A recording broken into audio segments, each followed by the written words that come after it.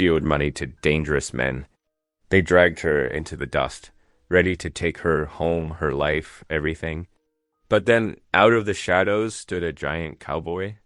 With nothing but his rope and his sheer size, he made those men disappear.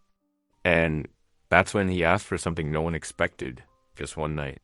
One night by the fire. One night of supper and song. One night of company to ease years of loneliness. But behind that quiet request hides a deadly secret. The land she's about to lose holds more than a cabin. It hides the spring every rancher, every farmer, and even the railroad wants. The men who threatened her will return, stronger, and this time they won't stop at fire or fists. Will one widowed woman and one lonely cowboy be enough to stand against a syndicate's greed? And when the town's survival depends on her hidden deed, what will one night truly cost? Every story I share leads with love. For people. For healing. For the things we sometimes forget to say out loud. The mid-afternoon sun beat down on the dusty main street of Cedar. Springs as three men in dark coats dragged Nora Hensley from her seamstress shop. Their boots kicked up clouds of dust, and their heavy hands gripped her arms tight enough to bruise. Nora's neat bun had come loose, strands of graying hair falling around her face as she struggled against their grip. "Please," she pleaded, her voice breaking. "I just need more time." The doctor's bills, "Time's up, widow," the tallest man sneered, adjusting his bowler hat. "Railroad's got plans for that spring on your property, and your husband's debts give us the perfect excuse to take it." The townsfolk along the boardwalk turned away, some ducking into doorways, others suddenly fascinated by wagon wheels or boot tips. Nora felt their silence like a physical weight. She'd mended their clothes, shared her bread, watched their children, but now, when she needed them most, not one would meet her eye. The creak of leather and heavy footsteps made the loan sharks turn. Boone Carver emerged from the livery stable's shadowed doorway, his massive frame blocking out the afternoon light. He moved with the deliberate grace of a man used to gentling spooked horses, his rope coiled neat and ready at his hip. "Might want to reconsider how you're treating the lady," Boone said, his voice soft but carrying clear down the street. His single-action Colt stayed holstered. He hadn't touched it once. The shortest thug laughed nervously. "This ain't your business, Carver. Woman's got debts, need settling." "Reckon that's true enough," Boone agreed, taking another step forward. "But there's proper ways to handle such matters. This ain't one of them." In one fluid motion, he uncoiled his rope. The hemp whispered through the air, settling around the tall man's shoulders before he could blink. A sharp tug sent the fellow sprawling face first in the dirt, his bowler hat rolling away like a wayward tumbleweed. The other two released Nora, reaching for their guns. But Boone was already moving, his huge hands catching their wrists. He squeezed just enough, and their weapons clattered to the street.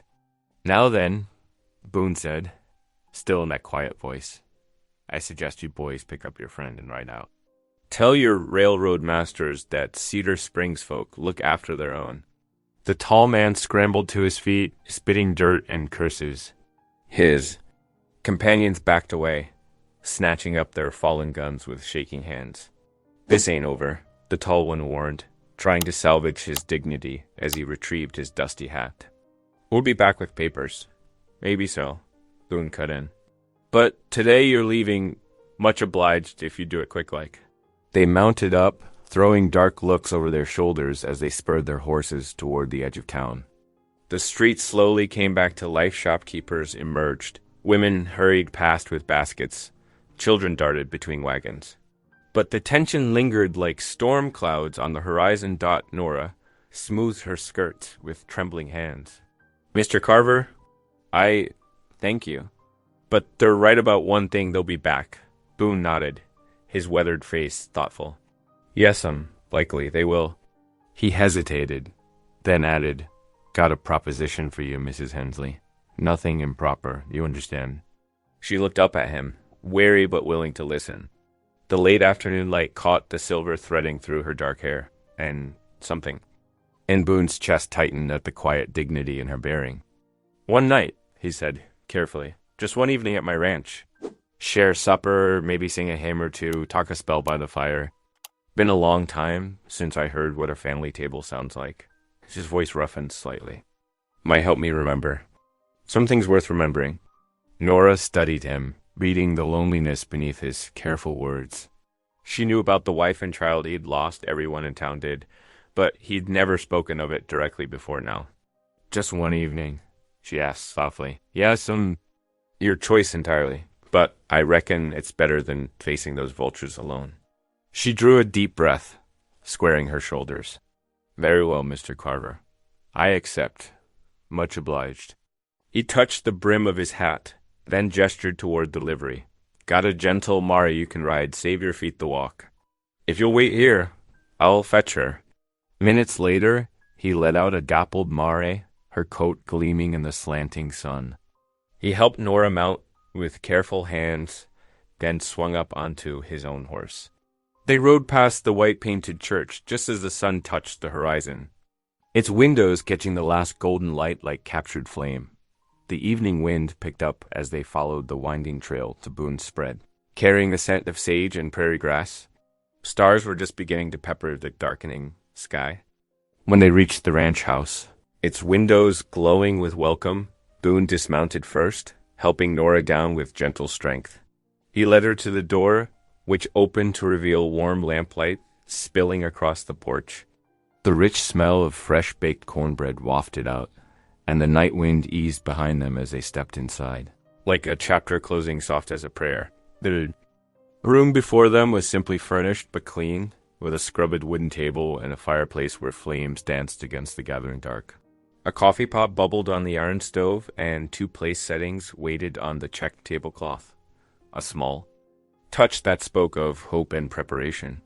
Welcome to my home, Mrs. Hensley, Boone said quietly, and in his deep voice was the weight of years of solitude finally broken. The lamplight cast warm shadows across Boone's kitchen, making the simple furnishings glow with welcome.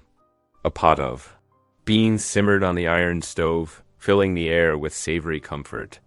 The fresh cornbread sat cooling on the counter, golden brown and perfect. Above the stone fireplace, a well-worn Bible rested on the mantel beside a daguerreotype turned face down. Boone cleared his throat, standing near the kitchen doorway while Nora settled into one of the sturdy chairs at the table. His massive frame seemed almost hesitant, like a bear trying not to frighten a deer. Ma'am, before we begin, there's some things need saying. He gestured to the open door. That'll stay ajar, propriety's important. And those cupboards there? He nodded toward a set of glass-fronted cabinets. Behold Sarah Silver, my late wife's. Won't be using those tonight. Hope you understand. Nora's shoulders relaxed slightly. I do, Mr. Carver, and I appreciate your consideration. Boone moved to the stove, his big hands surprisingly deft as he filled 2 plain ceramic plates. Been 5 years since the wagon accident, he said quietly, setting her portion before her. Lost Sarah and little James both. Road was wet, wheel caught wrong. He trailed off, the memory sitting heavy in his throat. The silence after that was the worst part, he continued, pouring coffee into tin cups. Reckon that's why I asked you here tonight. Sometimes a man needs to remember what it's like, having folks at table. Nora wrapped her fingers around the warm cup, studying the dark liquid. I understand silence, she said softly. After Thomas, my husband, passed, the house seemed to echo with it. Boone sat down across from her, ducking his head in a brief grace before speaking again. Ma'am, would you consider sharing a hymn? Sarah always said grace was sweeter when sung. Something in his careful request touched Nora's heart. She straightened, hands folded in her lap, and began to sing. Her voice wasn't strong, years of grief had worn it thin, but it carried, true and clear, as she lifted the familiar words of Rock of Ages to the rafters. Rock of Ages, cleft for, me let me hide myself in thee. The hymn filled the kitchen, wrapping around them like a worn quilt. Boone closed his eyes, letting the music wash over him. When the last note faded, he didn't speak for a long moment. The Lord's mercy, he said finally. It ain't always what we expect. After Sarah and James, I was angry. Couldn't see past my own hurt to recognize his hand still holding me up. He stirred his beans thoughtfully, not preaching at you. Understand. Just speaking truth as I've lived it. I've lived it. Nora nodded, taking a small bite of cornbread. Thomas's illness lasted 2 years, she offered quietly. The doctor bills, well, they mounted up. I took and made dresses for the banker's wife, mended everything from curtains to saddle, blankets, but it wasn't enough. You did what you could, Boone said gently. No shame in that. They shared stories as they ate simple tales of daily life, nothing too heavy or oppressing. Boone spoke of his cattle, the spring calving, the way the land changed with the seasons. Nora described her garden, her struggles with persistent weeds, her pride in her flower beds. The conversation flowed easy as creek water. Neither pushing for more than the other was ready to give. When the clock on the mantel struck 10, Boone rose and began clearing the plates. Time I got you home, Mrs. Hensley. Been a pleasure having. You at my table. Thank you for the meal, Nora said, standing and smoothing her skirts. And the company. Boone saddled their horses efficiently in the starlit yard, his movements sure despite the darkness. The ride back to town was quiet but comfortable, the night air cool and sweet with sage. When they reached Nora's small cabin, Boone dismounted. First, helping her down with careful hands. I noticed your tack needs mending, Nora said, pausing at her door. If you bring it by the shop tomorrow at noon, I could repair it. For pay, of course? Would be much obliged, Boone replied, touching his hat brim. Tomorrow at noon, then? He waited under the spreading cottonwood tree until he heard her door lock click, then watched her lamplight bloom behind curtained windows. Only then did. He turned his horse toward the ridge that overlooked the town. The night settled around him as he took up his vigil, watching over the scattered lights of Cedar Springs below. He would stay until midnight, making sure those railroad men didn't circle, back under cover of darkness. It was the least he could do after she'd brought Song back into his home from his perch on the ridge. The town's few lamps flickered like earthbound stars, each one marking a household, a life, a story. Somewhere down there behind one of those lights, a widow slept safer for his watching. It wasn't much, maybe, but tonight it felt like enough. The noon sun blazed overhead as Nora made her way to Boone's corral, her sewing basket heavy with strong thread and leather needles. The familiar sense of horse, hay, and sun-warmed wood brought memories of better days, when Thomas still lived and their cabin echoed with laughter instead of silence. Boone emerged from the barn, his giant frame casting a long shadow. In his arms, he carried a collection of worn tack bridles with fraying leather and a latigo strap that had seen better days. Much obliged for coming, Mrs. Hensley, he said, setting the items on a weathered work table near the corral fence. Hope it's not too much trouble. No trouble at all, Nora replied, settling onto the rough-hewn bench. Her fingers traced the worn spots in the bridle, assessing the work needed. This won't take more than an afternoon. The clip-clop of hooves drew their attention to Sheriff Eli Greeley riding up, his badge catching the sunlight. The lawman's expression was grave as he dismounted, removing his hat and running a hand through his graying hair. Afternoon, Boone, Mrs. Hensley. The sheriff's voice carried a note of concern. Got some news you both need to hear. Boone straightened, his quiet presence suddenly more alert. Speak your piece, Eli. Them men from yesterday, they ain't just drifters causing trouble. Greeley hooked his thumbs in his belt. They work for Silas Croft, railroad syndicate foreman. Man's got a reputation for getting what he wants, legal or otherwise. Nora's hands stilled on the bridle. What would the railroad want with my cabin? It's nowhere near their planned route. The sheriff's weathered face tightened. It's not the cabin they're after, ma'am. Word is there's a spring on your property one that could supply water to half of Cedar Springs. Croft's been buying up water rights all through the territory. Boone's jaw clenched, his massive hands gripping the corral fence. Water is life out here. Man controls the water, controls everything. Exactly. Greeley settled his hat back on. His head. Just thought you should know what you're up against. Croft ain't the type to give up easy. As the sheriff rode away, A new figure approached from the direction of town. Naishi Greyhawk moved with the fluid grace of one who knew the land like his own breath. The young Apache carried a clean cinch over one shoulder, his dark eyes taking in the scene with quiet wisdom.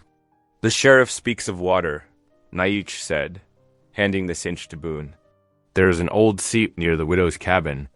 My father told stories of watering horses there, with permission from a rancher who passed many seasons ago." Nora looked up sharply. Thomas never mentioned a spring. "The old ones knew how to read the land," Nate replied. "Sometimes water sleeps beneath the surface, waiting to be remembered." Boone exchanged a meaningful look with Nora. "Your husband might have filed papers about the water rights." "Sometimes men keep such things quiet, protecting what's valuable." "I never went through his strong box after," Nora's voice caught. "After he passed. It hurt too much." "We should look," Boone said gently. "Those papers could mean everything now." Nora nodded, turning back to her mending. The afternoon passed in steady work and quiet conversation, with Nietzsche sharing stories of how his people had lived in harmony with the desert's precious waters. His presence reminded them that the land held older truths than any railroad companies. Claims that as twilight approached, Boone insisted on walking Nora home. The evening air carried the first hint of cooling desert winds, and lamplight began to flicker in windows along the street. Near the church, they encountered Reverend Josiah Halley, his kind face thoughtful in the gathering dusk.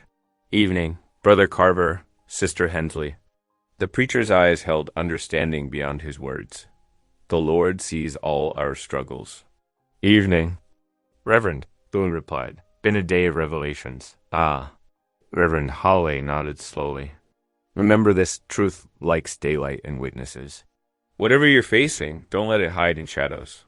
The Reverend's blessing followed them down the street to Nora's cabin. At her door, she turned to Boone, her face determined despite the worry in her eyes. "I'll look through Thomas's papers after supper," she said. "There might be something that could help." Boone glanced at the deepening shadows around the cabin. "I'll tie my gelding at the gate, if you don't mind. In case you feel watched. You don't have to, I know." His voice was gentle, but I reckon I will anyway. Nora's smile was small but grateful as she slipped inside, the door closing with a soft click. Boone led his horse to the gate and secured the reins, settling in for his vigil. The evening star had just appeared, bright and steady in the darkening sky, as though keeping watch with him over all that needed protecting. The wooden floorboards creaked under Nora's feet as she moved through her darkening cabin. Her hands trembled slightly as she lit the kerosene lamp, its warm glow casting long shadows across the familiar walls. Thomas had been so organized with their papers, surely he'd left something about the spring dot she started with the old trunk. Beneath their marriage bed, lifting the heavy lid with care, the musty scent of stored quilts and memories wafted up. Layer by layer she sorted through the contents. Thomas's Sunday suit, carefully folded. Her wedding dress, yellowed with age. Stacks of letters tied with faded ribbon. No deed, no water rights papers. Moving to her sewing basket by the rocking chair, Nora emptied its contents onto the table. Beneath the usual collection of threads, buttons, and scissors, she found only scraps of fabric and old receipts. Her fingers traced the worn edges of her thimble, Thomas's first gift to her, before setting it aside with a side dot in the kitchen. She pulled out the flour sack with its false bottom, a hiding place Thomas had crafted for emergency money. Empty, save for a few copper pennies and a scrap of paper with Bible verses written in steady hand. A scuffing sound outside made her freeze. A shadow passed across the window Boone's broad silhouette, moving with surprising quietness for her. Such a large man. His whispered voice carried through the thin glass. "Mrs. Hensley, stay still." Riders circling the property.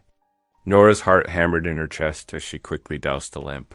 Darkness fell like a heavy blanket, broken only by thin strips of moonlight through the curtains. She pressed herself against the wall beside the window, straining to hear. The soft thud of hoofbeats circled at a distance, never drawing too close, but never fully leaving. Something about the rhythm nagged at her memory, Thomas saying something about a safe cover for important papers. But the rest of the memory slipped away like water through her fingers. Minutes stretched into hours.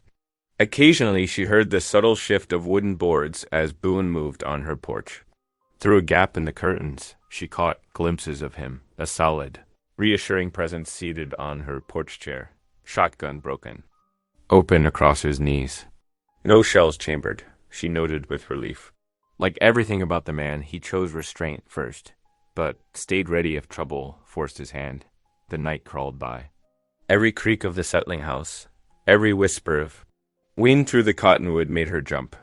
But Boone's steady presence kept panic at bay. Near midnight, the distant hoofbeats finally faded into the darkness. Boone's quiet knock at her door made her start. "They're gone, Mrs. Hensley. Might I suggest something?" She opened the door just enough to see his face in the moonlight. Despite the hours of vigil, his eyes were alert and kind. "Come morning's first bell," he said. "We should seek Reverend Hale's counsel. After that, the courthouse clerk." If Thomas filed papers about the spring, someone entered them in the record. Nora nodded, suddenly aware of how exhausted she felt. Would you like some coffee? Seems the least I can offer after keeping you up all night." A small smile crossed his face. Much obliged. She busied herself at the stove, measuring coffee into the battered pot with hands that still trembled slightly. "I'm sorry to have dragged you into this danger, Mr. Carver. These troubles were mine to bear." "Boone," he corrected gently. "And no trouble's truly single when it comes to water rights." He settled his large frame carefully into one of her kitchen chairs. Besides, family tables cost something worth paying. The words hung in the quiet kitchen, carrying more weight than their simplicity suggested.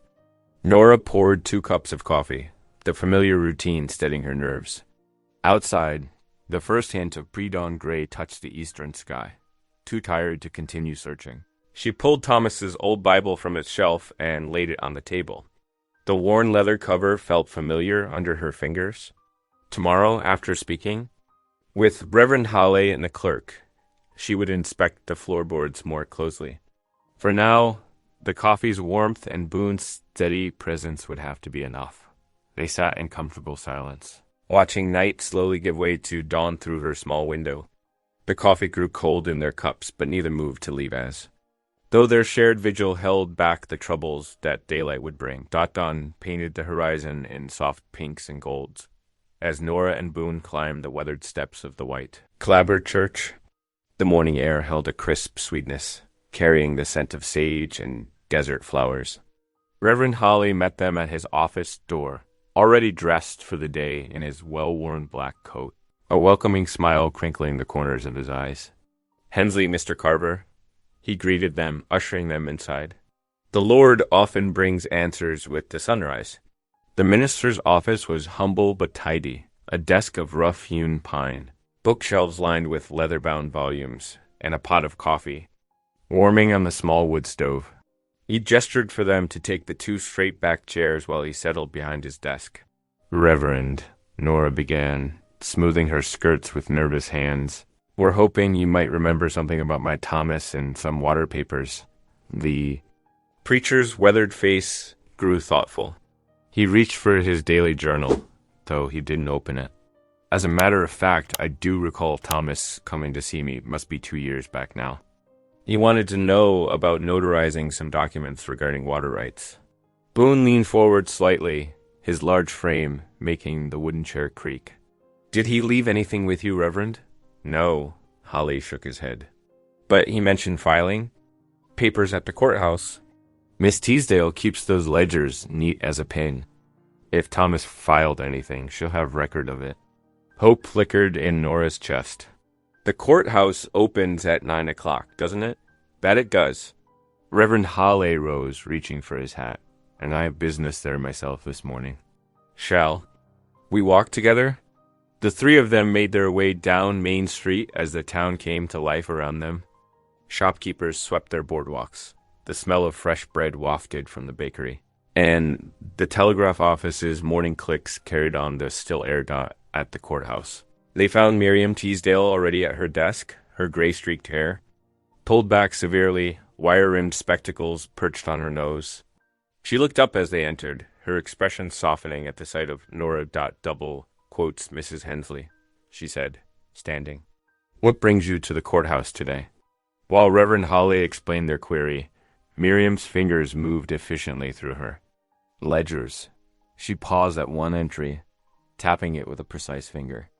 "Here we are. E. Hensley, filing water rights documentation." Her frown deepened as she checked another book. "But the deed itself, it's marked as missing in the register." "Missing?" Boone's quiet voice carried an edge of steel. "Who handled?" At last, Miriam consulted her careful notes. "Land agent Ephraim Pike signed it out 3 months ago. He's working for the railroad now, I believe." The room grew very still. Reverend Hawley broke the silence, his tone measured. "Best take inventory at home first, Mrs. Hensley. In my experience, husbands often hide valuables in plain sight, especially important papers."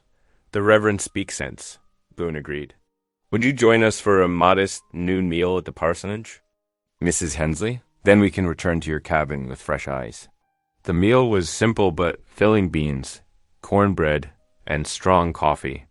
Reverend Hale's housekeeper had laid an extra place without comment, and the conversation stayed carefully away from water rights and missing deeds. Afternoon sun streamed through Nora's cabin windows as they began their search anew. This time, she moved more slowly, examining familiar objects with fresh attention. Her gaze settled on Thomas's Bible, sitting where she'd left it that morning. "Thomas read from this every evening," she said softly, running her fingers along the worn cover. She paused, feeling something beneath the leather, a slight ridge that shouldn't be there. "Mr. Carver?" Her voice trembled slightly. "Might you have a penknife?" Boone produced one from his vest pocket, handling it to her carefully. But her hand shook too much to work the small blade. "Would you?" she asked. "Just here, along this seam. Careful now." His large hands proved surprisingly delicate with the small knife.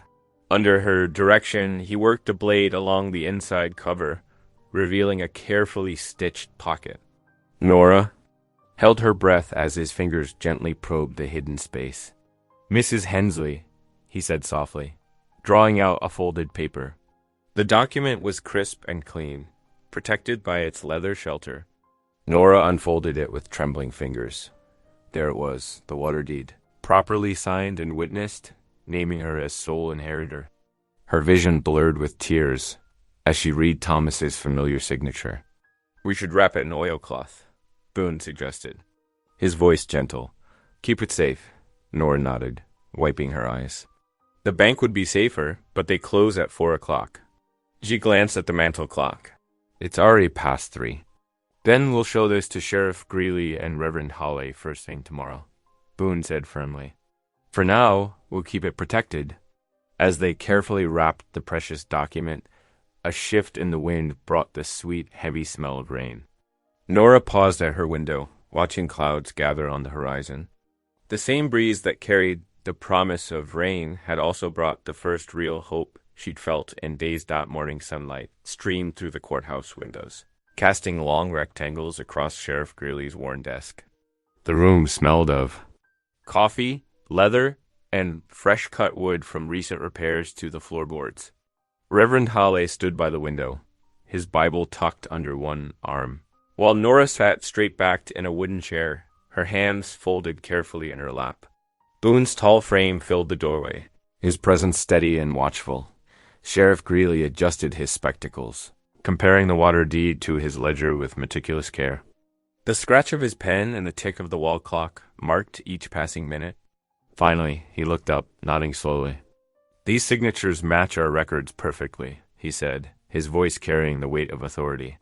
"Thomas Hensley's mark here, and both witnesses, including Judge Morton himself." He turned to Reverend Hawley. "Would you notarize a certified copy, Reverend? Best to have a backup when papers are this important." "Gladly." The minister moved to the desk, producing his official seal and ink pad from his coat pocket. While he worked, word began spreading through town like wind through prairie grass. By noon, A crowd had gathered in the churchyard. The spring air carried voices, some excited, some concerned, all curious. Shopkeepers left their stores. Hands paused their errands. And even the telegraph operator stepped away from his clicking keys to join the assembly. Sheriff Greeley stood on the church steps, the papers held carefully in his weathered hands. Sunlight glinted off his badge as he raised his voice to be heard. "Friends and neighbors," he began, "I hold here a legal deed, properly witnessed and filed, concerning the spring that runs beneath Mrs. Nora Hensley's parcel of land." He paused, making sure his next words carried clearly. "By law and right, Mrs. Hensley holds full title to this water source, with provision written here for measured usage by townspeople through fair rotation. A burst of applause rose from the crowd, particularly from the farmers and small ranchers who had long worried about water access. Near the back, several men who frequently shared drinks at Silas Croft's table muttered darkly, their faces set in scowls. Boone, who had been standing near the church door, quietly stepped back into the shadow of the building. His eyes remained watchful, but he made no move to draw attention to himself or his role in recent events. This was Nora's moment, her victory, her vindication. Nora rose from her seat in the front row, her legs shaking slightly. Her voice, though soft, carried across the suddenly quiet churchyard. "I want to thank the Lord for his mercy and guidance," she said, gaining strength as she spoke. "This spring will serve our community as it always has, with fair measure for all who need it." Reverend Hawley stepped forward then, his familiar presence bringing a sense of peaceful order to the gathering. "Shall we sing together?" he suggested, and heads nodded throughout the crowd. "Number 341 in your hymnals. Shall we gather at the river?" The hymn rose strong and clear in the spring air. Even those without books joined in the familiar chorus. "Yes, we'll gather at the river, the beautiful river. Gather with the saints at the river that flows by the throne of God." As the last notes faded, people began to disperse, many stopping to congratulate Nora or share a kind word.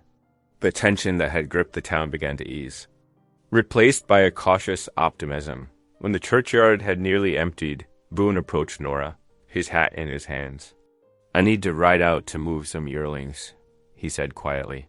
"Storms brewing in the west need to get them to lower ground before the wind picks up." Nora nodded, understanding the urgency of ranch work. "Would you join me for supper this evening?" she asked. "Nothing fancy, just stew and maybe some cornbread. I'd like to offer proper thanks for all you've done." A small smile softened Boone's weathered features. "Much obliged, Mrs. Hensley. I'll come by after I tend to the cattle." The afternoon passed in a blur of activity. Nora received visitors at her shop, handled several mending jobs that had been waiting, and finally headed home as the sun began its descent toward the horizon. The wind had picked up, carrying the scent of sage and distant rain dot inside her cabin. She lit the kerosene lamp, its warm glow filling the small space with dancing shadows. The familiar routine of preparing supper helped calm her still racing thoughts.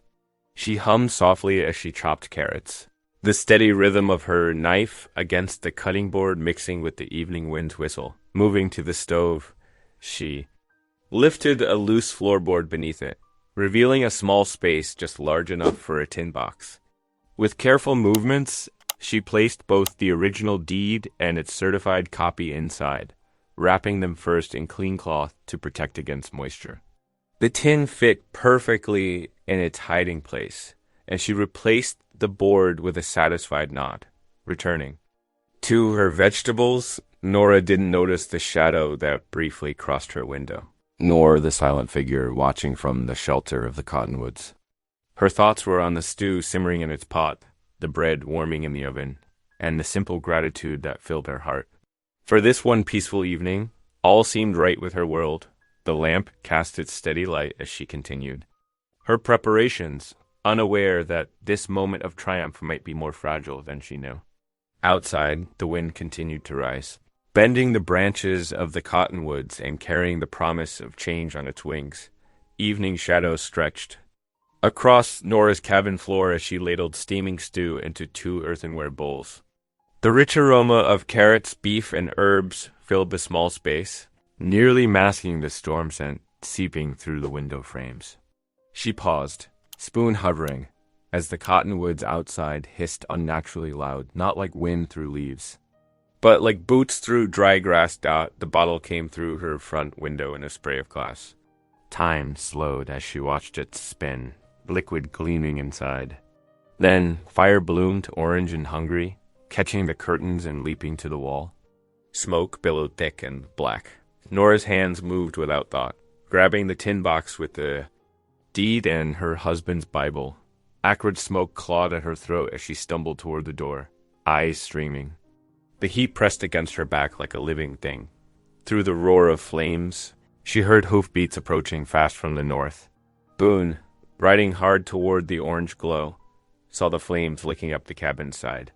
His big gelding's hooves thundered across the packed earth as he spurred forward, face set like granite. He hit the ground running, snatched a quilt from the wash line, and doused it in the rain barrel. The door splintered under his shoulder as he crashed through. Inside, smoke churned black and thick. He found Nora by touch more than sight, wrapped her in the dripping quilt, and half-carried her through the doorway. They emerged into chaos. Men in long dusters swarmed the yard like crows, faces hidden by bandanas. Boone's hand never went to his gun.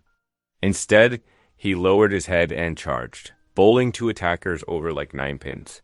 A club caught him across the temple with a sickening crack. He staggered but didn't fall. From the road, Silas Croft sat his horse, watching.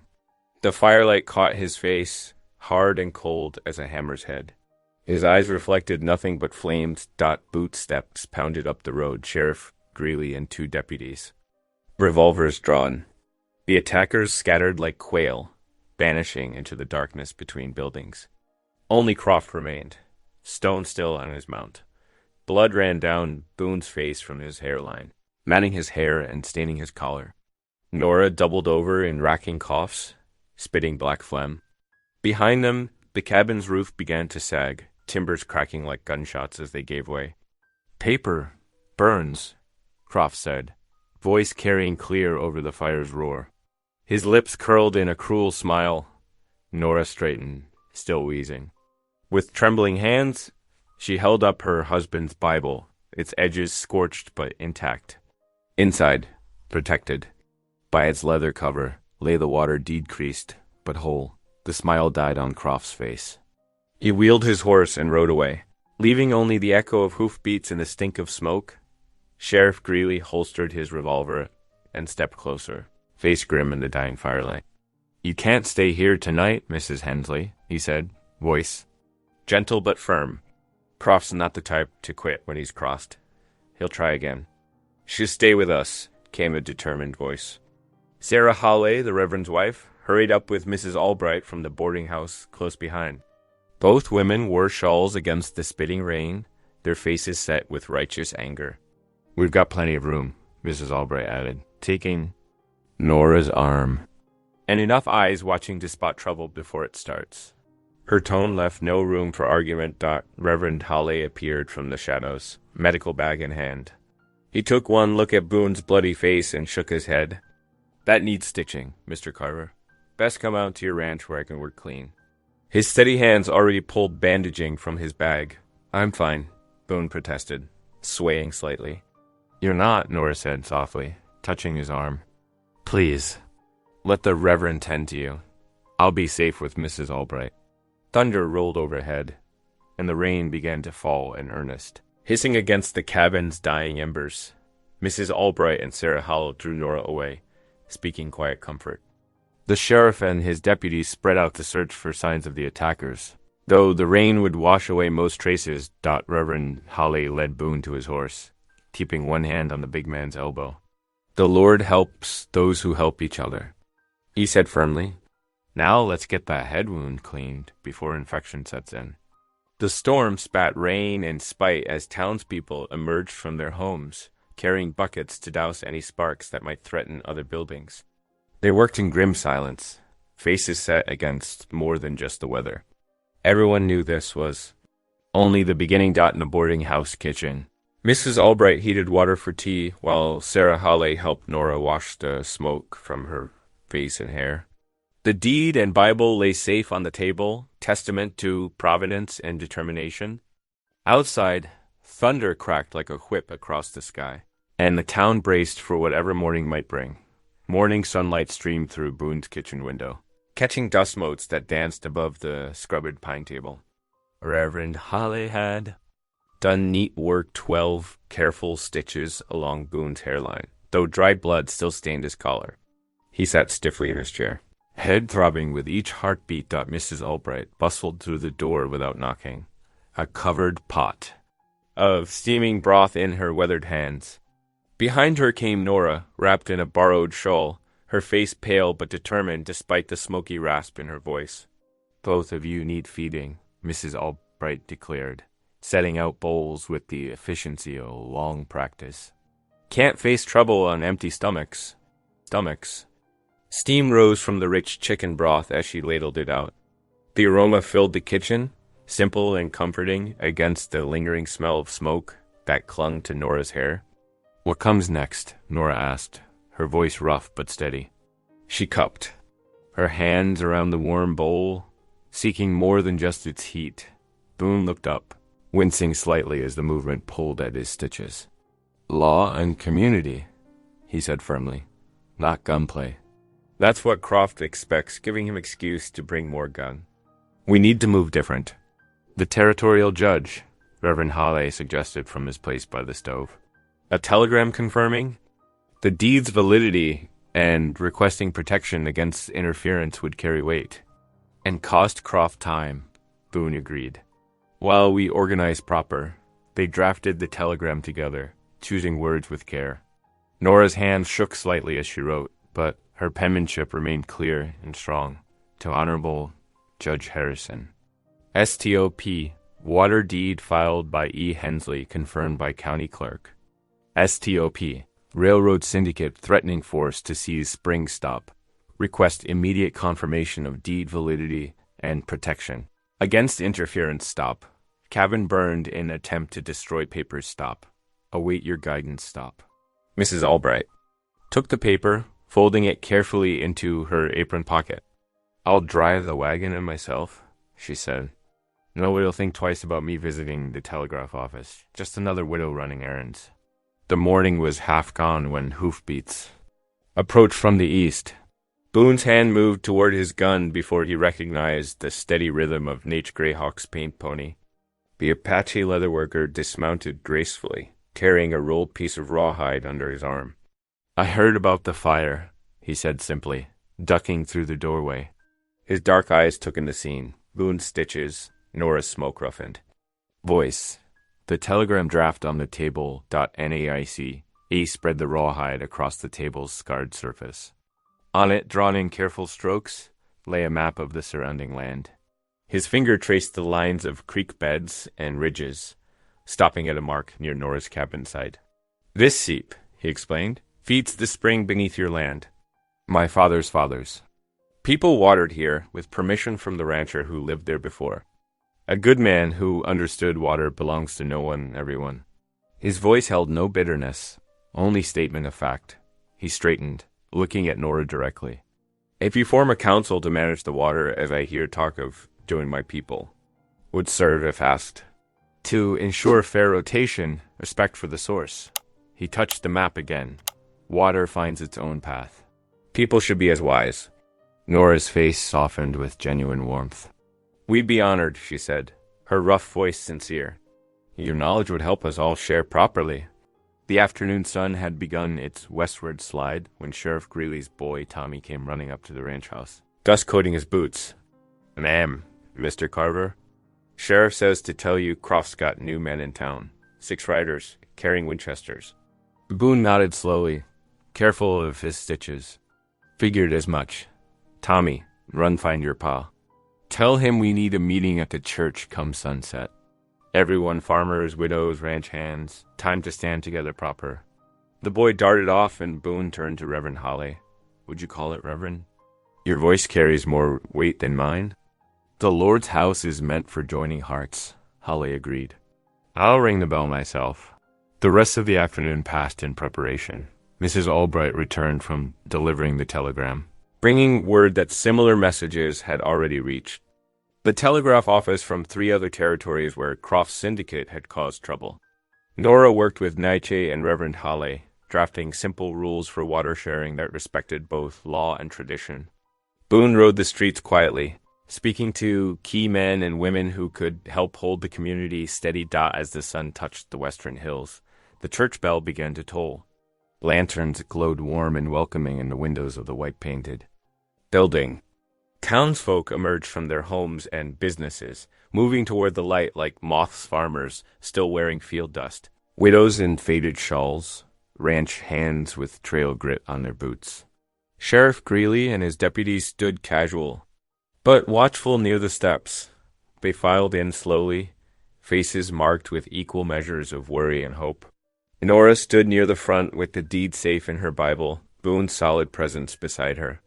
Nietzsche waited quietly near the back wall, his dignity a reminder that wisdom knew no boundaries. Mrs. Albright moved among the pews, straightening hymnals, and whispering encouragement. The bell rang its final note as sunset painted the windows gold. Within the church, lantern light flickered across faces, united by something stronger than fear.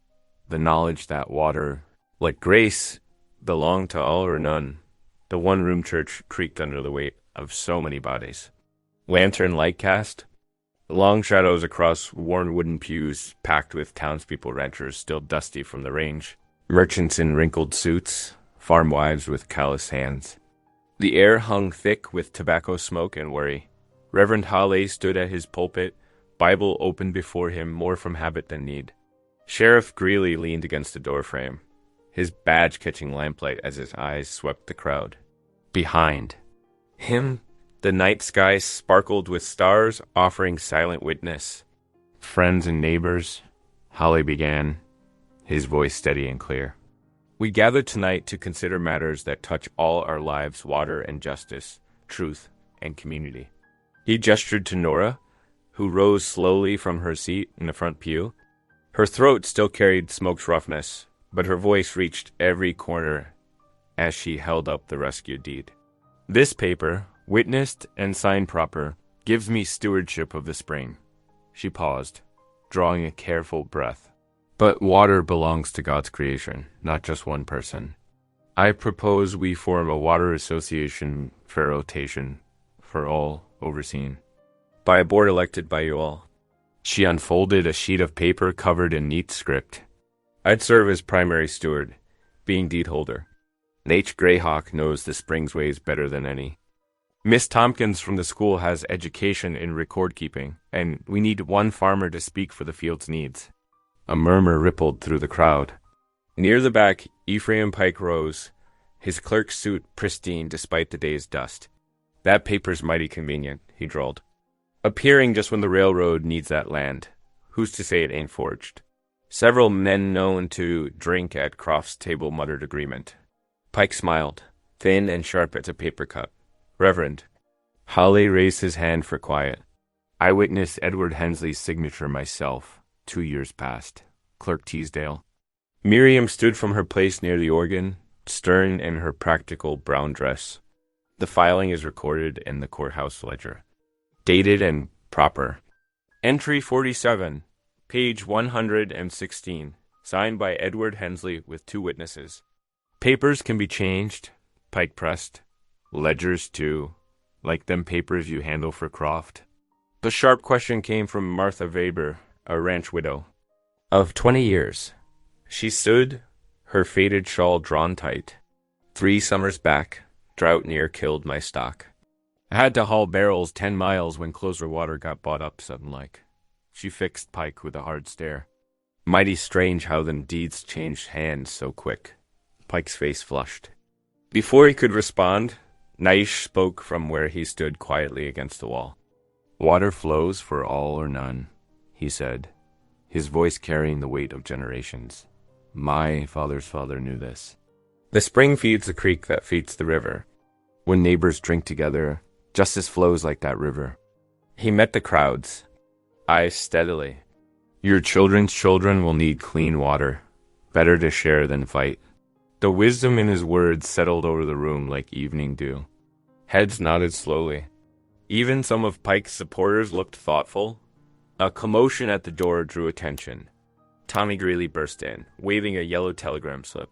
"Pa," Judge Harrison wired back. Sheriff Greeley took the paper, reading by lamplight. "Judge says he'll review all documents tomorrow morning. If everything's proper, he'll send his official seal on the afternoon stage." Relief brightened many faces, but Pike's smile didn't waver. "Railroads got deep pockets," he said smoothly.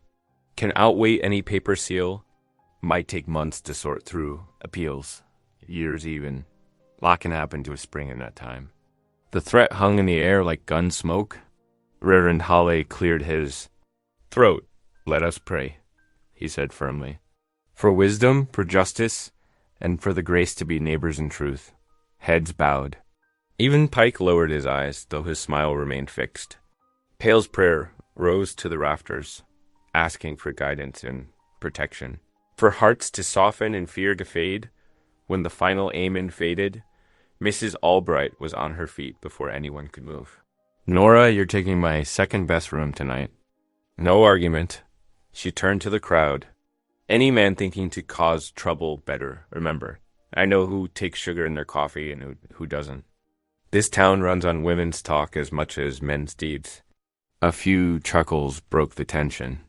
People began filing out into the starlit night, talking in low voices. Plans were made, hands clasped, promises of support exchanged in whispers. Boone waited, by the steps, hat in hand, as Nora gathered her things. His stitches stood stark against his tanned skin, a reminder of what they faced. Without words, he fell into step beside her as she followed Mrs. Albright toward the boarding house. Behind them, Reverend Hawley carefully pinned the certified copy of the deed inside the church Bible, positioning it where the pages would protect the precious paper. The gesture felt both practical and sacred truth sheltered in holy pages, waiting for morning's light. Candles guttered in their holders as the last townspeople dispersed. Stars pierced the dark like distant campfires, watching over a town balanced between hope and fear, unity and division. The night air carried the scent of sage and dust, and somewhere in the distance, a coyote called, a lonely sound that echoed off the empty streets and darkened. Buildings of a town trying to choose its path, the telegraph office's wooden floor. Creaked under Nora's worn boots as she waited with Sheriff Greeley and Reverend Hawley.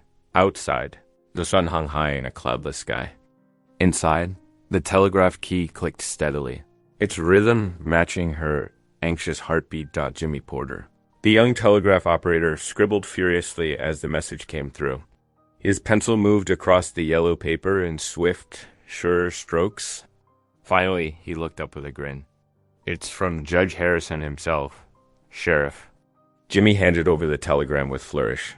"Good news, if you ask me."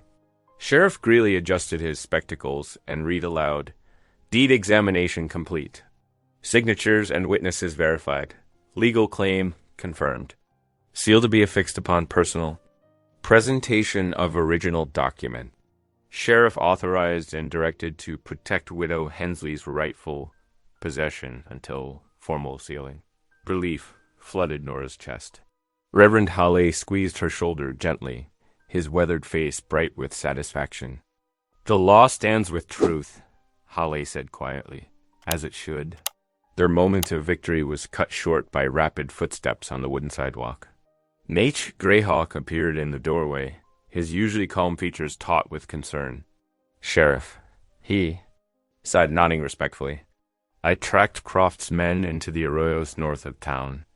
They're hauling powder kegs on pack mules."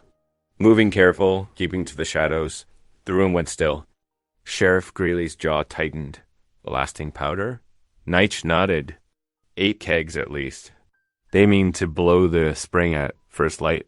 Make your law worthless when there's no water left to claim."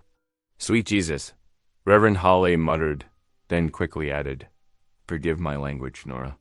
"I've said worse today," she admitted, her hands clenching into fists. "We can't let them destroy God's gift to this whole valley." Sheriff Greeley gestured toward the door. My office is too open. Let's take this to Reverend Hale's study.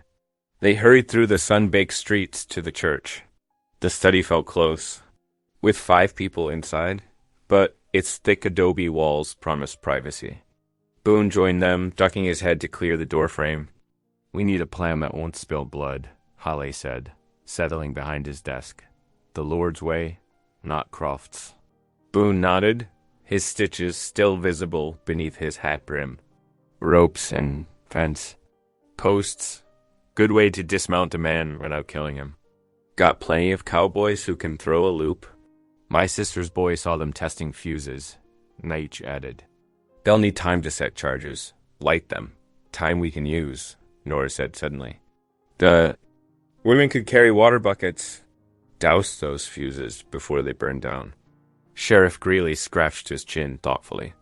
Miss Tompkins could ring the church bell if she spots trouble. Sound carries well from that tower.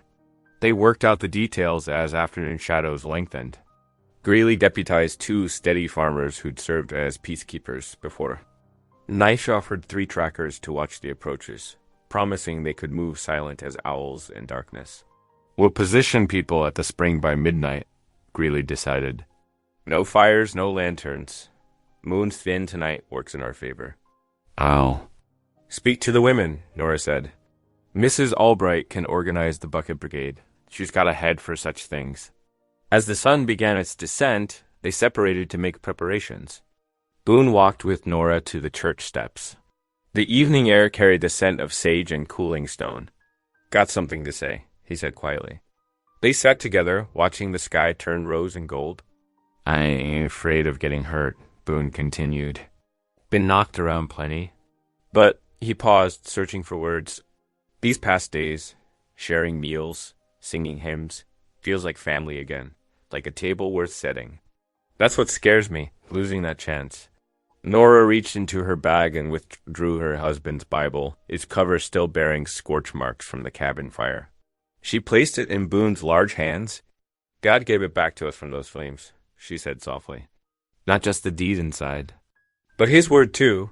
Maybe we're meant to give it to the whole town now, make it everybody's blessing. Boone's fingers traced the burned leather gently. Reckon you're right. Family table gets bigger sometimes. They prayed together as twilight deepened, asking for protection and wisdom. When full dark came, people began moving quietly through the streets. Women with buckets, men with coils of rope, farmers with solid oak fence posts, all heading toward the spring in 1s and 2s, carrying no lights to mark their passage. Nature's trackers melted into the darkness around the valley's rim. Miss Tompkins climbed the church tower, a blanket and canteen her only companions as she prepared for her long vigil. Sheriff Greeley positioned his deputies and volunteers in a wide circle, ready to close ranks when needed. The moon rose thin as a knife blade, offering just enough light to see by. Nora took her place with the other women, bucket ready. Boone stood nearby, rope in hand, his massive shape a reassuring presence in the darkness. Around them, the night grew deep and quiet. Only the soft whisper of boots on stone and the occasional clink of a bucket handle broke the silence. They waited, each person holding their position, united in defense of something larger than themselves, a spring that could nurture a community. If they had the courage to share it justly. Gray shadows cloaked the cottonwoods as first light crept over the eastern rim. Mist hugged the ground around the spring, turning the sparse grass silver. The sea bubbled quietly from beneath weathered stone, its waters gathering in a natural basin before trickling down to feed the larger spring pool. Sheriff Greeley crouched behind a fallen log, his deputies spread out on either side. Nearby, Boone's massive form blended with the deeper shadows, rope coiled loose and ready. The women of the town, Nora among them, waited with their buckets in the shallow draws, close enough to dash forward when needed. The first warning came as a soft whistle from one of Naish's trackers, 3 short notes, like a mourning dove. Hoofbeats approached from the north, muffled by the damp earth. Through gaps in the mist, dark shapes emerged, croftsmen, leading horses laden with canvas sacks. The church bell shattered the pre-dawn quiet, its clear tone carrying across the valley. Miss Tompkins had spotted the riders from her tower perch. The signal sent the women surging forward, water sloshing from their buckets as they rushed to guard the spring. Boone stepped out onto the trail, directly in the rider's path. His empty hands rose, palms forward. "Morning, boys," he said quietly. "Might want to think on this some more." A rider with a red bandana snarled and spurred his horse. The animal lunged, but Boone's rope whistled out with stunning speed. The loop settled perfectly around the man's torso, and one smooth pull sent him tumbling. Before the thug could rise, Boone had him pinned face down, one knee keeping him still without causing harm. Sheriff Greeley emerged from cover, backed by townsfolk carrying fence posts and more ropes. "Drop those sacks," he ordered. His deputies moved in, collecting fuses from leather pouches on the riders' saddles. Two of Croft's men tried to wheel their horses around, but hidden knives had already done their work. Nacious trackers had sliced through their saddle cinches during the confusion. Both riders hit the ground hard as their saddles slipped sideways. Silas Croft himself sat his horse at the edge of the chaos, face twisted with rage. His hand dropped to his holster, but he froze when he met Boone's steady gaze. The giant rancher hadn't moved, but something in his eyes made Croft's fingers twitch away from his gun. Sheriff Greeley's revolver, hammer already drawn back, reinforced the wisdom of that choice. "This is a legal assembly," Croft spat, "interfering with railroad business." "This here's legal protection of a confirmed water right," Greeley corrected. "Got the judge's wire to prove it." Ephraim Pike, who had been hanging back, suddenly darted toward Nora. His hand grabbed for the tin she carried, but she twisted away. "Looking for this, Mr. Pike?" She held up the deed, its edges bearing scorch marks.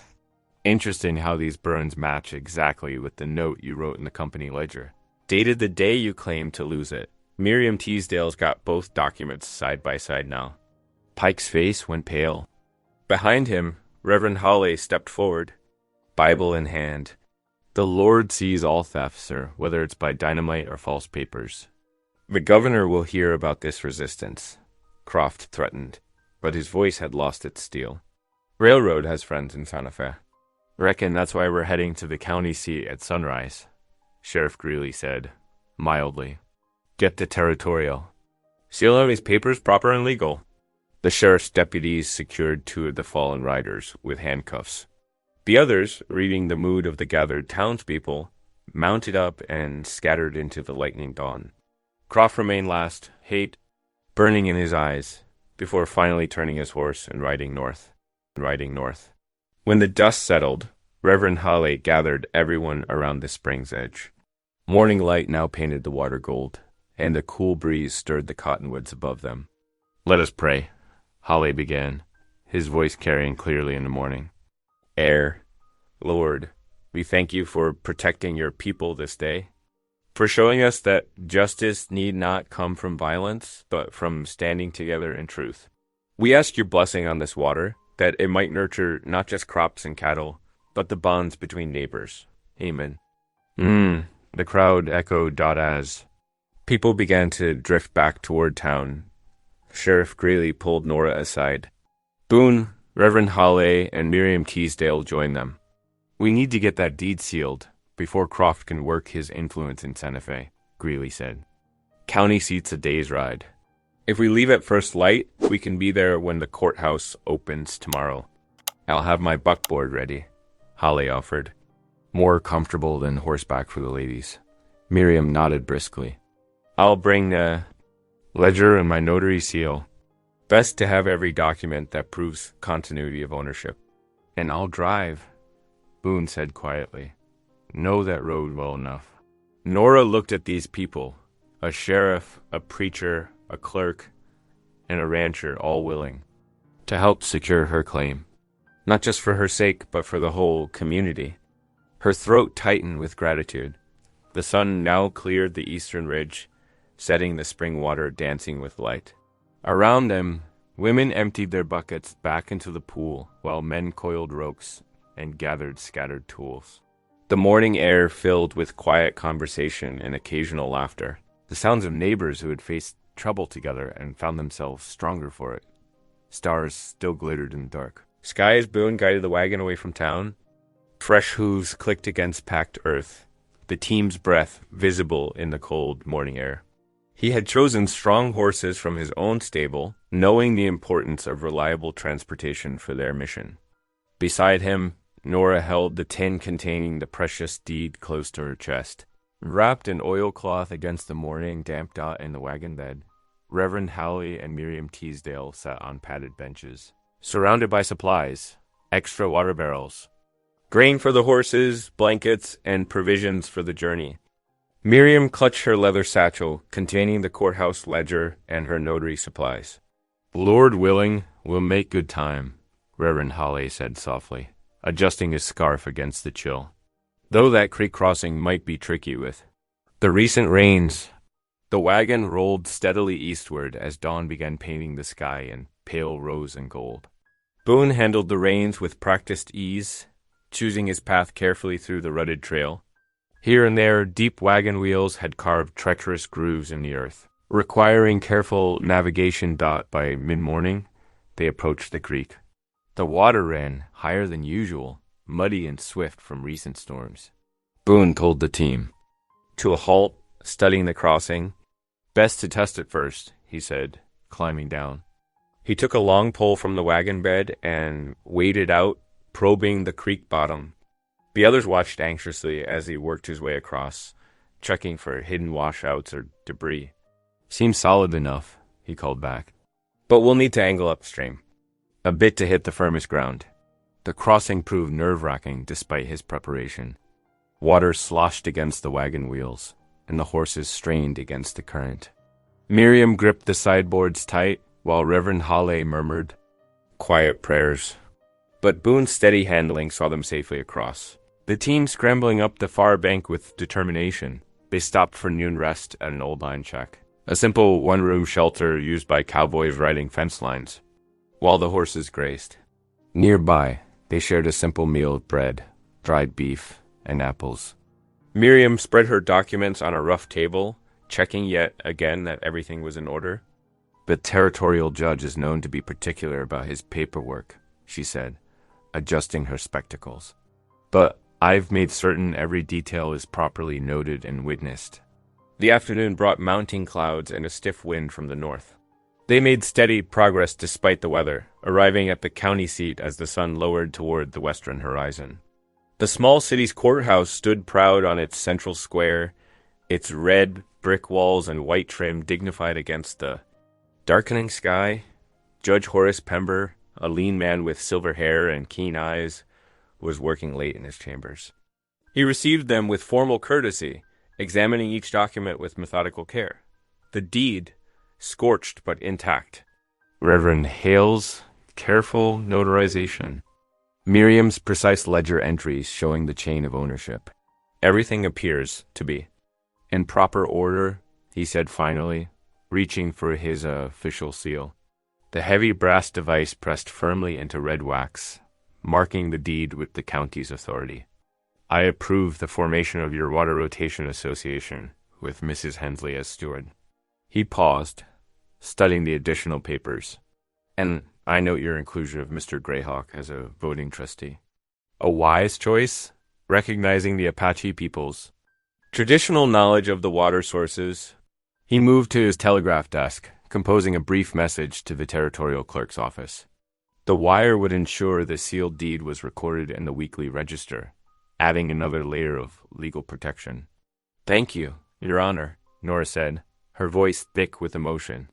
"This means everything to our community." As they left the courthouse, the first icy pellets of sleet began to fall. The temperature had dropped sharply, and the wind cut through their coats. Boone studied the threatening sky with concern. "We'd best try for the line shack," he said. "This weather's turning dangerous." The return journey proved treacherous. Sleet coated the trail, and darkness fell early under the storm clouds. The horses struggled, their hooves sliding on the slick ground. When the dim shape of the line shack finally emerged through the gloom, everyone sighed with relief. Boone unhitched and sheltered the team while the others hurried inside.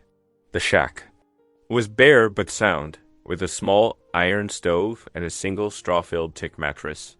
Reverend Holly and Boone gathered wood from the lean-to, soon having a modest fire burning in the stove. Miriam insisted Nora take the tick, while she made herself comfortable on a bench with spare blankets.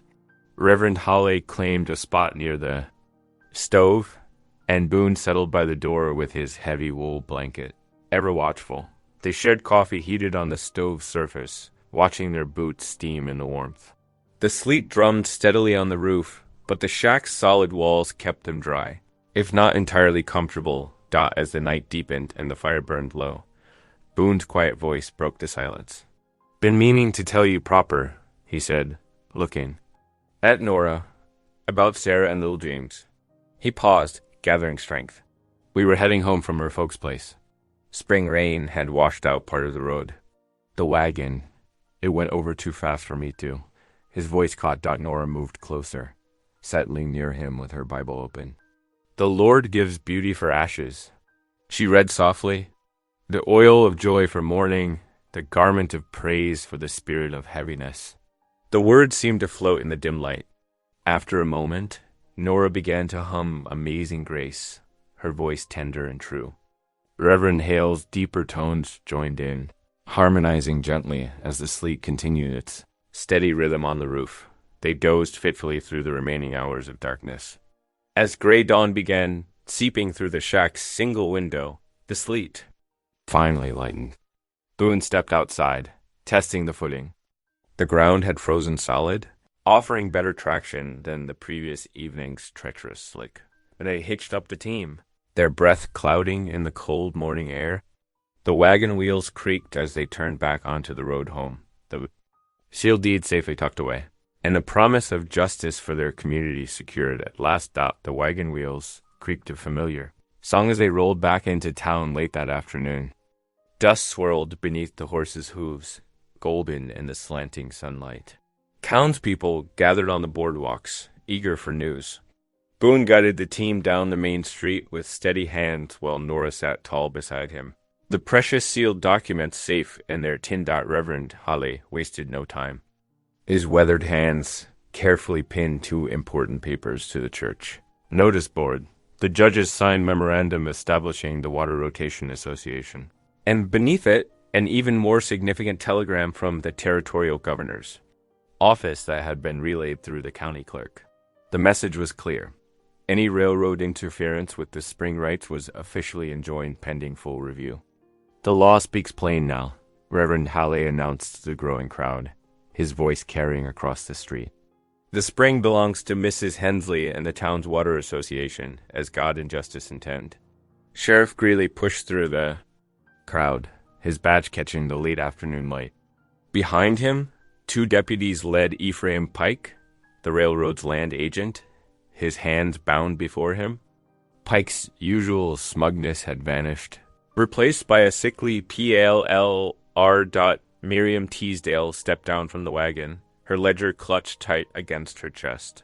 The crowd parted as she approached the sheriff's group. Opening the heavy book to a marked page, she pointed to a specific entry. "Here it is, Sheriff," she said, her voice crisp and certain. "Mr. Pike checked out the original deed 3 months ago. There's his signature, but look here, no check-in note. Never returned it. Did you, Mr. Pike?" Pike's face went even paler.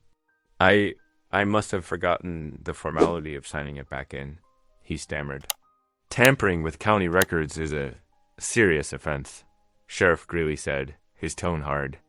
"You'll have plenty of time to remember your manners in the territorial prison." The crowd's attention shifted as Silas Croft appeared at the end of the street, mounted on his black stallion. The railroad man's face was twisted with fury as he took in the scene, his agent in custody. The water rights secured, his schemes unraveled. A few townsfolk began to jeer. Someone called out, "Water thief." Another voice shouted, "Go back to your railroad bosses." Croft's cold eyes swept the crowd one last time. Finding no friendly faces, he wheeled his horse around and spurred it hard, riding out of town in a cloud of dust as more jeers followed his retreat. "Good riddance," someone muttered, and heads nodded in agreement. The mood shifted quickly from triumph to purpose. Already, wagons were rolling toward Nora's burned cabin site, loaded with timber and tools. Boone organized the men into work crews, his quiet authority drawing willing hands. "We'll frame it stronger than before," he said, marking lines for the foundation. Double walls to keep out winter, extra support for the roof beams. Women arrived with baskets of food and jugs of water, setting up a makeshift kitchen under the cottonwoods. Several widows mixed clay and straw for plastering, their practiced hands smoothing the walls as the frame rose steadily through the afternoon. NAICHE E. Greyhawk moved among the workers, sharing his knowledge freely. At the spring, he directed the placement of large stones in a protective ring around the source. "The old ones knew this way," he explained, helping position a particularly heavy boulder. "Stone circle guards the water, keeps the soil from washing away. Will last many seasons." As the sun began to sink toward the western hills, Reverend Hall called everyone to gather near the cabin's new threshold. The frame stood solid and true, the walls nearly complete. Fresh-cut pine boards gave off their sweet scent in the cooling air. "Let us ask God's blessing on this home," Holly said, raising his hands. "Built twice by love, made stronger by trial, standing now as a symbol of our town's unity." The crowd bowed their heads as his prayer rose on the evening breeze. When the amen faded, Boone stepped forward. His massive frame seemed almost boyish as he twisted his hat in his hands, facing Nora. "Miss Nora," he said, his deep voice gentle. "That first night, I asked for one evening at a family table, thinking it might ease some loneliness." He'd paused, gathering his thoughts. "Instead, I found something I wasn't even wise enough to pray for. I found home and hope and purpose." The gathered townspeople grew quiet, sensing the weight of the moment. Nora's eyes glistened in the fading light as Boone continued. "I'm not pressing for marriage," he said carefully. "That's a sacred thing, not to be rushed. But I'm asking if you'd share supper with me every night the Lord allows. We could build something slow and honest, like this cabin, one day at a time, solid all the way through." Tears spilled down Nora's cheeks as she nodded. "Yes," she whispered, then louder. "Yes, I would like that very much." A cheer went up from the crowd. Someone produced a fiddle, and soon its merry notes filled the twilight air. More musicians joined in. A guitar, a harmonica, an old tin whistle. Women bustled to set up tables, bringing out steaming pots of stew and fresh-baked bread. The pale moon rose over the gathering, casting silver light on the scene below. Children played tag between the adults' legs while old men told stories on the new porch. Women passed around bowls and plates, making sure everyone had plenty. The townsfolk moved among each other like family, differences forgotten and the joy of community restored. Boone and Nora stood together near the new threshold, their shoulders touching lightly as they watched their neighbors celebrate. The music swirled around them, fiddles scratching out cheerful reels and waltzes. Steam rose from bowls of stew into the cooling night air, carrying the rich scent of home cooking. All around them, the town had gathered like kin beneath the rising moon, sharing food and laughter, and the deep satisfaction of justice achieved through unity. The spring burbled softly in its new stone circle, its voice a quiet reminder of the providence that had brought them all together. 3 weeks stretched like a slow, sweet song across the frontier town. Each day brought new progress, measured in hammer strikes and neighborly hands. The autumn sun watched as shingles covered the fresh-hewn rafters of Nora's rebuilt cabin. Workers moving with the easy rhythm of shared purpose dot inside Reverend Hale's study. Official papers accumulated like falling leaves. The minister's careful hand recorded each milestone in his leather-bound ledger. Telegram receipts from the territorial office. Official notices properly dated and witnessed. When the printed register finally arrived by mail coach, its pages still crisp from the press. Holly added it to the growing testament of justice done right. Between his own ranch duties, Boone hauled beams and boards whenever he could spare time from branding. His massive shoulders bore the weight of timber, while his gentle eyes tracked Nora's movements, watching her settle back into her restored home like a bird returning to nest. The water rotation. Association's first meeting filled the church, too. Bursting, the neighbors sat shoulder to shoulder in the wooden pews as votes were cast and counted. Nora's election as steward came without dispute. Her quiet dignity and fair mind made her the natural choice. Naishi took his place as trustee with grave courtesy, his presence a bridge between peoples. Miss Tompkins, the schoolmarm, accepted the secretary's position with characteristic precision, while Farmer Jed Coulter's rough hands proved steady, enough to manage the turnkeeping schedule for water access. On a clear morning, townsfolk gathered at the spring for a small dedication. Reverend Hale stood near the stone circle Naish had helped design, his Bible open as the water murmured. Its constant song, Naichi spoke after the prayer, his words carrying quiet wisdom. Water gives life, he said, gesturing to the spring. The Creator meant it for sharing, not for fighting. When we use it as a gift, it brings peace. When we try to own it alone, it becomes bitter as weapons. The crowd nodded, understanding deeper now what their struggle had taught them. The spring burbled steadily, its voice a reminder of providence and partnership. News trickled in from the county seat. Ephraim Pike sat in a cell awaiting trial, his ledger tampering to be judged by 12 honest men. Silas Croft's hired guns had scattered to other territories, leaving only dust and bitter memories behind dot as evening painted the sky in autumn gold. Boone climbed the ladder to Nora's front window. His large hands moved with surprising delicacy as he mounted a new brass lamp, its polished surface catching the last sunlight. Inside, Nora struck a match and touched it to the wick. Warm light bloomed against the gathering dusk. Townspeople began to gather, drawn like moths to the glow of the lamp and the promise of fellowship. Children spread quilts on the packed earth, their small bodies heavy with the day's play. As stars began to prick through the darkening sky, someone started the familiar notes of Come Thou Fount. The hymn rose sweet and true, voices blending. In the cool evening air, come, Thou Fount of every blessing. Tune my heart to sing thy grace. Boone stood close to Nora in the doorway of her rebuilt home. His voice rumbled low near her ear, meant for her alone. No more one night, Nora. Every night. She smiled, understanding all he meant. Inside, her table was set with 2 bowls, one for each of them. But in the cabinet waited more dishes, ready to welcome any neighbor who might need a place of refuge and fellowship. The lamp's glow spilled across faces lined with age and wisdom, faces smooth with youth and hope, faces marked by sun and wind and honest work. It touched the spring's water where it emerged from the earth, making it shimmer like liquid gold. Around the table, people passed bowls and broke bread, their laughter and talk as natural as breathing. Here was hope made ordinary as supper, sturdy as roof beams, constant as lamplight.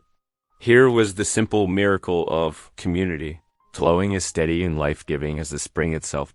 If today's story reminded you of the quiet strength of love, I'd love to see you again. Subscribe, and tomorrow we'll meet right here, where love speaks softly and stays.